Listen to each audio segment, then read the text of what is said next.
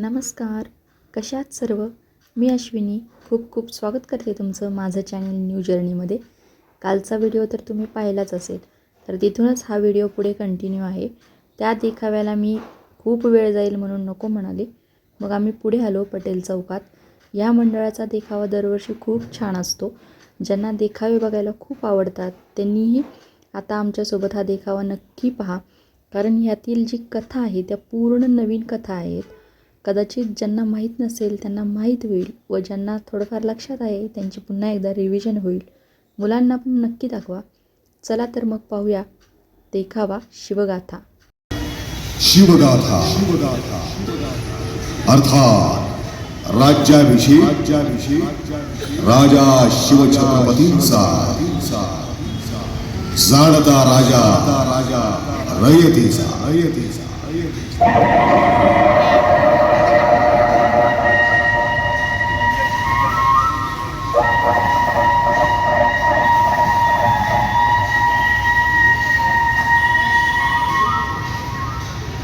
असे छत्रपती पुन्हा होणे नाही. छत्रपतींच्या कार्याचा आवाका खूप मोठा आहे. त्यातील काही प्रसंगातून आम्ही ही गाथा उलगडणार आहोत. सामान्य व्यक्तीच्या मनात अभिमान जागृत होतो, पण असामान्य व्यक्तीच्या मनात किंचितसा सुद्धा अभिमान निर्माण होता कामा नये. हीच शिकवण समर्थ रामदास स्वामींनी छत्रपतींना दिली. करवीर प्रांती उक्कीर येथे समानगड किल्ला बांधण्याचा विचार करून महाराजांनी ते काम सुरू केले. किल्ल्याच्या तटापुढे श्री मारुतीरायांचे अनादी स्थान होते. त्या ठिकाणी किल्ल्यावरून जाण्यासाठी मार्ग करण्याचा विचार राजांच्या मनात होता. सकाळी कारखान्याच्या ठिकाणी राजे येऊन बसले होते. शेकडो लोक काम करण्यात गुंतले होते. त्यांच्याकडे पाहून राजांच्या मनात विचार आला की इतक्या लोकांचे पालन करण्याचे सामर्थ्य माझ्यात आहे, तेव्हा मी केवढा बरे धन्य आहे. थोडक्यात त्यांच्या मनात किंचितसा अभिमान उत्पन्न झाला. तोच अकस्मात समर्थ रामदासांची स्वारी तेथे दाखल झाली. जय जय रघुवीर समर्थ, जय जय रघुवीर समर्थ. महाराजांनी त्यांच्या चरणावर मस्तक ठेवलं आणि अकस्मात येण्याचे कारण विचारले. प्रणाम गुरुदेव. गुरुदेव, आपण असे अचानक? तू श्रीमंत आहेस, हजारो माणसांचा पोशिंदा आहेस, हे जाणून गडाचं काम पाहण्यासाठी आलो. गुरुदेव, आपल्या आशीर्वादाचेच हे फळ. इतक्यात रस्त्याच्या मध्यभागी एक मोठा दगड समर्थांच्या दृष्टीस पडला. त्यांनी राजांना प्रश्न केला, राजे, हा दगड इथंच का राखून ठेवलाय? सारा रस्ता झाला की मग कोणाचं बेत आहे गुरुदेव? कोणतंही काम हातासरशी करून टाकावं. लागलीच तवलदार सांगून आत्ताच्या आत्ता तो दगड फोडून टाका. जशी आज्ञा गुरुदेव. आज्ञा होताच राजांनी तवलदारांना सूचना केल्या. दगड फोडण्यास सुरू केले. समर्थांनी तवलदारांना दगडास फारसा धक्का न लावता बरोबर 2 भाग करण्यास सांगितले. त्याप्रमाणे त्यांनी 2 भाग केले. आतमध्ये पोकळ भाग असून पाणी होते. आतून एक जिवंत बेडकी बाहेर पडली. सर्वांना आश्चर्य वाटले. समर्थ म्हणाले, शिवबा, तुमची योग्यता फारच मोठी आहे. तुम्ही सर्वांचे पालन पोषण करता आणि बेडकीचे करत नाही. तुमच्या मनात असा का विचार येतो? असा अभिमानाचा विचार आणणं योग्य नाही. क्षमा गुरुदेव. समर्थांनी त्यांना मोठ्या मनाने क्षमा केली. समर्थांनी गडाच्या कामासंबंधी अनेक गोष्टी सांगितल्या. राजांना निरोप देऊन समर्थ सज्जनगडी निघून गेले. याचप्रमाणे शिष्यांमध्ये आपल्यातील दुर्बलता आणि दुर्गुण यांचं आत्मचिंतन करणं किती गरजेचं आहे हे सुद्धा समर्थ रामदास स्वामींनी आपल्या शिष्यांना कसे पटवून दिले याचं हे उदाहरण.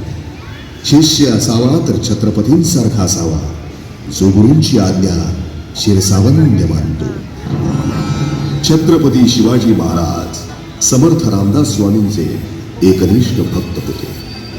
समर्थ सुद्धा इतर शिष्यांपेक्षा महाराजांवर अधिक प्रेम करीत होते.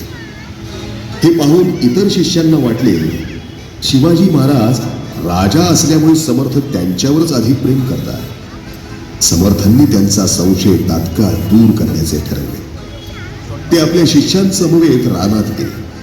तेथे गेल्यावर सर्वजण मार्ग चुकले आणि समर्थ एका गुहेत पोट दुखण्याचे भोंग करून झोपले. श्रीराम राम, हे मारुती राया, ही पोटदुखी का थांबत नाही? शिष्य आल्यावर त्यांनी पाहिले की गुरुजी वेदनेने कळत आहे.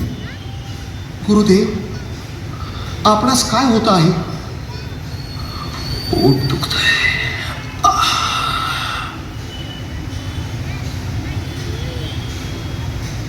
इकडे महाराज समर्थांच्या दर्शनासाठी निघाले. त्यांना समजले की समर्थ याच रानात कुठेतरी आहे. शोध घेत घेत एका गुहेजवळ आले. गुहेतून वेदनेने कढण्याचा आवाज ऐकू आला. राजे आत जाऊन बघतात तो साक्षात गुरुदेवच कासावी सोडून ऊस पालटत होते. प्रणाम गुरुदेव. गुरुदेव, आपण असे कासावीस होत आहात. काय होत आहे आपणास? खूपच पोट दुखतंय. गुरुदेव, यावर उपाय काय आहे? उपाय एकच, वाघिणीचं दूध, आणि ते सुद्धा ताजं काढलेलं. ते मिळालं तरच माझी पोटदुखी थांबेल. मारुती राया, वाघिणीचं दूध अशक्य आहे. वाघिणी तुकडा मिळणार ते कसं शक्य आहे? जंगलामध्ये नको रे बाबा, आपण काय आपल्याला जाणं शक्य नाही आहे. महाराज वाघिणीच्या शोधात निघाले. दूर गेल्यावर त्यांना 2 वाघाचे छाले दिसले. योगायोगाने वाघिणी तिथे आली. महाराजांना पाहून ते गुरगुरू लागले. पण महाराजांना तिच्याशी लढायचे नव्हते.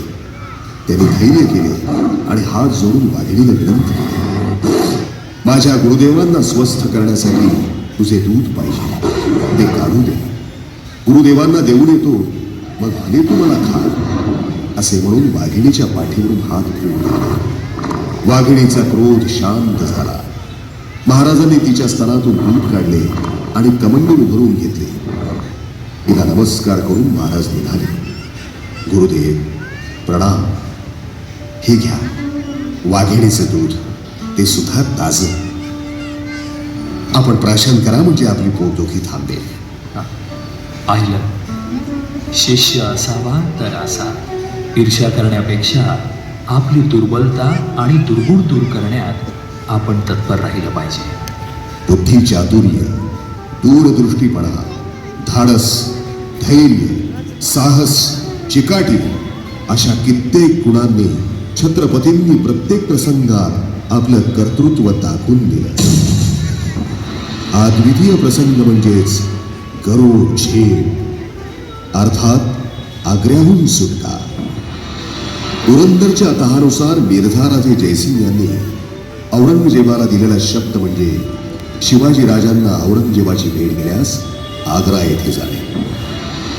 आग्रा भेटीच्या निमित्ताने मुघलांचा कारभार पाहता येईल आणि भविष्यातील राजकारण समजून घेता येईल या उद्देशानं राजे आग्र्यास गेले.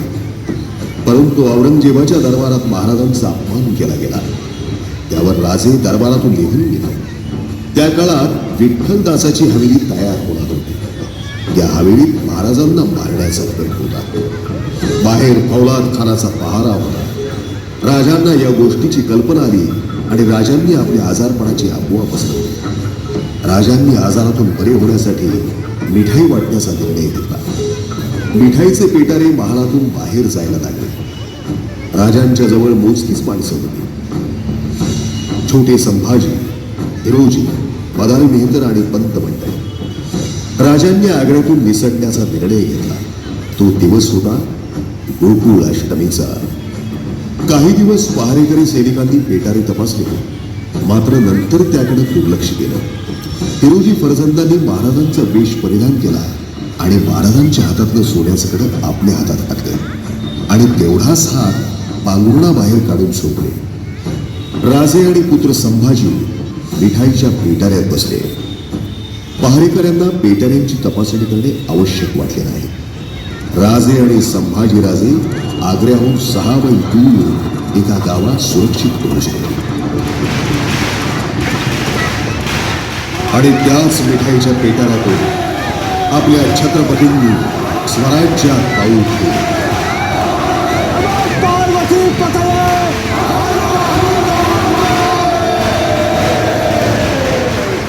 ही बातमी औरंगजेबास समजली.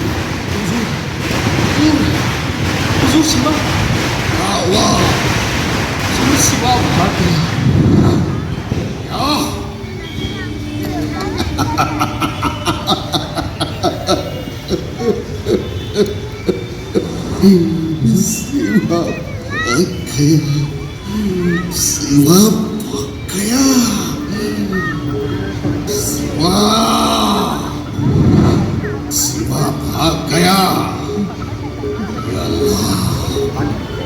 ये अल्लाह, ये शिवा को कैसे बनाया है तुमने?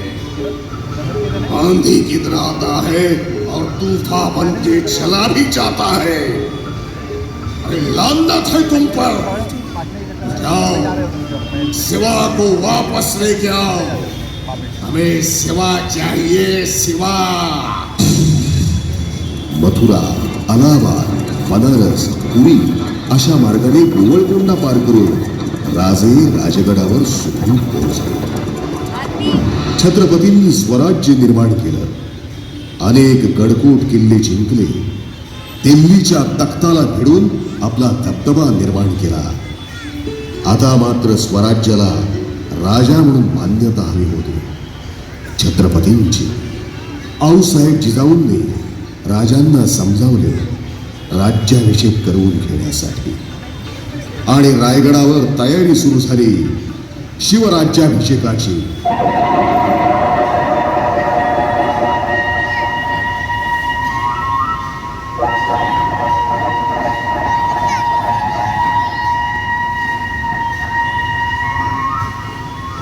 मातोश्री जिजाबाई साहेब यांच्या सांगण्यानुसार रायगडावर 6 जून इसवी सन 1674 रोजी छत्रपती शिवाजी महाराज यांनी गागाभट्ट यांच्याकडून आपला राज्याभिषेक करून घेतला. या सोहळ्यासाठी रत्नजडित हिरेमाणक्यांनी मढवलेले 32 मन सुवर्ण सिंहासन बनवून घेतले. भव्य दिव्य असा राज्याभिषेक सोहळा संपन्न झाला. रयतेला राजा मिळाला. अनेक देश विदेशातील राजे सरदार यांच्या उपस्थितीत हा सोहळा पार पडला. गागाभट्टांनी पवित्र 7 नद्यांचे पाणी आणले. 4,500 राजे जमले होते. मोठ्या संख्येने रयतही जमली होती. वडिलोपार्जित छत्राखाली नव्हे तर स्वतः मावळ्यांच्या मदतीने उभारलेल्या छत्राखाली स्वयंघोषित नव्हे लोकघोषित छत्रपती पहिल्या हिंदवी स्वराज्याची स्थापना झाली. इंग्रजांचा वकील हेनरी याने नजराणा पेश केला. सर्वांनी महाराजांना नजराणे पेश केले. मुजरे वाहिले. मानाची वस्त्रे भूषणे दिली. सनई चौघडे आणि वेदमंत्राच्या जयघोषात रायगड पावन झाला होता. महाराजांनी सिंहासनाला वंदन केले आणि सिंहासनावर विराजमान झाले. प्रौढ प्रताप पुरंदर क्षत्रिय कुलावतंस सिंहासनाधीश्वर राजाधिराज श्रीमंत श्री श्री श्री छत्रपती शिवाजी महाराज की